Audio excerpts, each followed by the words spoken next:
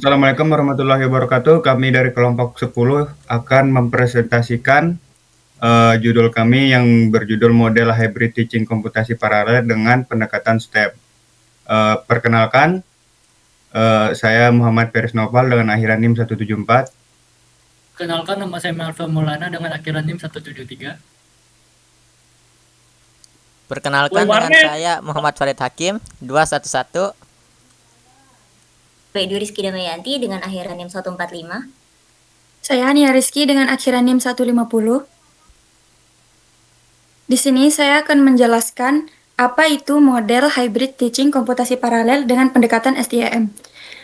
Model hybrid teaching komputasi paralel dengan pendekatan STEM adalah metode pembelajaran yang menggabungkan pembelajaran tatap muka dengan pembelajaran daring untuk mata pelajaran yang berkaitan dengan komputasi paralel, dengan menekankan pada konsep sains, teknologi, engineering, dan matematik.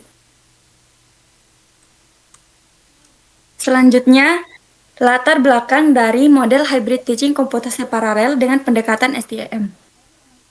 Mata kuliah komputasi paralel memiliki tingkat kompleksitas tinggi dan memerlukan pemahaman mendalam terhadap teori serta praktik pemrograman. Metode pembelajaran konvensional seringkali kurang efektif dalam menyampaikan materi ini secara optimal.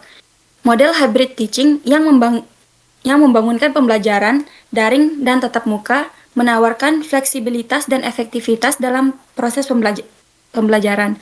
Sementara itu, pendekatan STEM menekankan integritas ilmu, pengetahuan, teknologi, rekayasa, dan matematika untuk mengembangkan kemampuan berpikir kritis dan pemecahan masalah.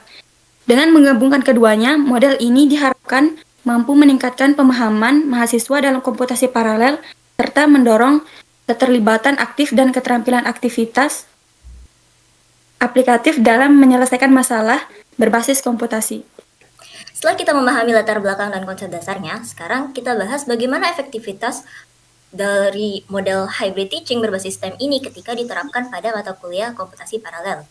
Secara umum, penerapan model ini terbukti mampu meningkatkan pemahaman mahasiswa terhadap konsep yang diajarkan, karena materi tidak hanya disampaikan lewat ceramah biasa, tapi juga dikaitkan dengan proyek nyata yang bisa mereka kerjakan langsung. Jadi, mahasiswa tidak hanya belajar teori, tapi juga langsung praktik menyelesaikan masalah yang relevan.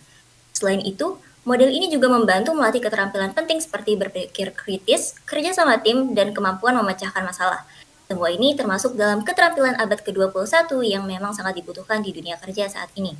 Yang menariknya lagi, mahasiswa jadi lebih aktif dan terlibat dalam proses belajar.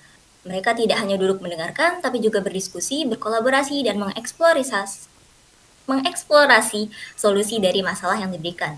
Hal ini membuat proses belajar jadi lebih kontekstual dan bermakna. Jadi bisa dikatakan bahwa penerapan model hybrid teaching dengan pendekatan STEM ini sangat efektif, terutama dalam mata kuliah seperti komputasi paralel yang menuntut pemahaman teori dan praktik secara seimbang. Selanjutnya, mari kita bahas lebih dalam mengenai pendekatan STEM itu sendiri. STEM merupakan singkatan dari Science, Teknologi, Engineering, dan Mathematics. Pendekatan ini menggabungkan keempat bidang tersebut secara terpadu dalam proses pembelajaran. Jadi, mahasiswa tidak hanya mempelajari satu bidang secara terpisah, tapi diajak untuk melihat keterkaitannya dan menggunakannya bersama-sama untuk menyelesaikan masalah nyata. Lalu kita bisa lihat bahwa pendekatan STEM juga bertujuan untuk menumbuhkan kemampuan berpikir kritis, inovatif, dan kontekstual. Artinya, mahasiswa tidak hanya mencari jawaban yang benar, tapi juga belajar memahami konteks permasalahan, memikirkan berbagai kemungkinan solusi, dan berani mencoba pendekatan baru. Dengan terbiasanya pola pikir seperti ini, mahasiswa dapat lebih siap menghadapi tantangan pembelajaran yang lebih kompleks dan tidak hanya bergantung pada satu cara penyelesaian. Dan terakhir, berdasarkan studi dari Wahyunita dan Subroto pada tahun 2021, pembelajaran yang menggunakan pendekatan STEM ini terbukti efektif dalam meningkatkan kemampuan problem solving siswa. Hal ini menunjukkan bahwa pendekatan ini tidak hanya membantu memahami materi, tapi juga mempersiapkan mahasiswa untuk mampu menyelesaikan tantangan secara mandiri, kreatif, dan terarah. Lanjut, integrasi hybrid teaching dan STEM.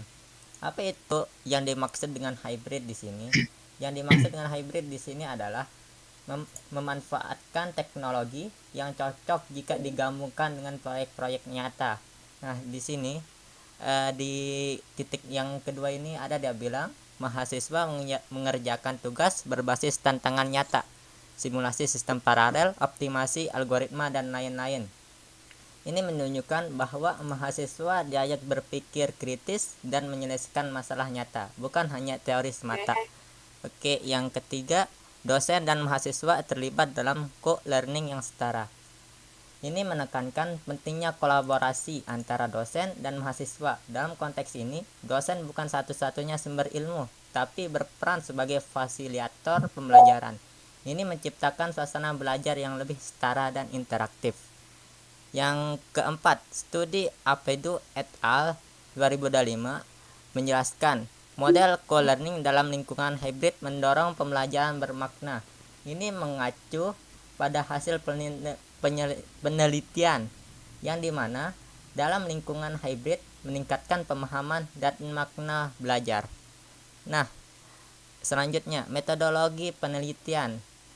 Yang ke-A, jenis kualitatif deskriptif dengan dukungan data kuantitatif, yang dimana maksudnya menggambarkan fenomena secara mendalam dan melibatkan angka atau statistik. Oke. Yang ke-B, subjek 30 mahasiswa informatika semester 5, desain pembelajaran, daring sinkron, Zoom Google Meet, daring asinkron LMS, tatap muka terbatas, proyek STEM, simulasi sistem optimasi jaringan, dan lain-lain. Ini adalah metodologi penelitian yang dilakukan oleh siapa namanya? Apidu dan kawan-kawannya. Nah, yang ke-C, instrumen observasi, pre-post test, kuesioner, wawancara. Ini mencakup berbagai metode yang dimana observasi itu mengamati langsung pembelajaran yang dilakukan oleh mahasiswa, apakah dari Zoom atau LMS. Nah, pre-post test, yang dimaksud pre-post test di sini adalah mengukur perubahan pemahaman sebelum dan sesudah pembelajaran. Kuesioner, mengumpulkan opini dan perspektif mahasiswa. Wawancara, mendapatkan data kualitatif yang lebih dalam. Nah, di sini yang D, analisis data. Apa yang dimaksud dengan analisis data di sini? Nah, di sini ada dia bilang Gantt score dan triangulasi metode. Ini adalah metode-metode untuk menganalisa data. Lanjut. Selanjutnya saya akan menjelaskan bagaimana metodologi penelitian dilakukan serta hasil dari implementasi model hybrid teaching berbasis STEM ini. Menjelaskan bagaimana metodologi penelitian dilakukan serta hasil dari implementasi model hybrid teaching berbasis STEM ini. Jadi yang pertama ini ada slide ke-8 yaitu hasil implementasi model isi. Yang pertama, mahasiswa lebih aktif dan terlibat dalam pembelajaran. Yang kedua, pemahaman konsep komputasi paralel meningkat signifikan. Yang ketiga, proyek mendorong pemikiran kritis dan kolaborasi tim. Dan nilai proyek meningkat rata-rata 18% dibanding tahun-tahun sebelumnya. Jadi 85% mahasiswa menyatakan pembelajaran lebih relevan, fleksibel, dan menyenangkan. Lanjut, ada tantangan dan solusi implementasi. Yang pertama, tantangannya itu ada keterbatasan akses internet dan perangkat. Yang kedua, kurangnya literasi digital mahasiswa. Dan yang ketiga, beban dosen dalam desain pembelajaran. Jadi solusinya itu gunakan LMS dan simulasi berbasis cloud. Yang kedua, pelatihan dosen berkelanjutan. Yang ketiga, integrasi AI, micro learning, VR. Yang keempat, studi Mulenga dan Silongo atau teknologi adaptif efektif dukung hybrid learning. Terima kasih. Baik, saya akan menjelaskan kesimpulannya. Kesimpulannya adalah model hybrid teaching yang dikombinasikan dengan pendekatan STEM terbukti memberikan dampak positif dalam proses pembelajaran mata kuliah komputasi paralel. Model ini meningkatkan partisipasi aktif mahasiswa, memperkuat pemahaman terhadap konsep kompleks, dan mendorong penguasaan keterampilan berpikir kritis serta pemecahan masalah berbasis proyek. Selain itu, pendekatan ini memungkinkan pembelajaran yang fleksibel, adaptif, dan relevan dengan tantangan di dunia nyata. Dengan dukungan teknologi dan keterlibatan dosen secara kolaboratif, model ini layak dijadikan strategi pembelajaran jangka panjang. Khususnya dalam konteks pendidikan tinggi berbasis teknologi. Baik, itu mungkin itu saja yang bisa kami sampaikan dari kelompok 10. Arigatou gozaimashita. Maaf jika banyak kurangnya. Assalamualaikum warahmatullahi wabarakatuh. Selamat makan.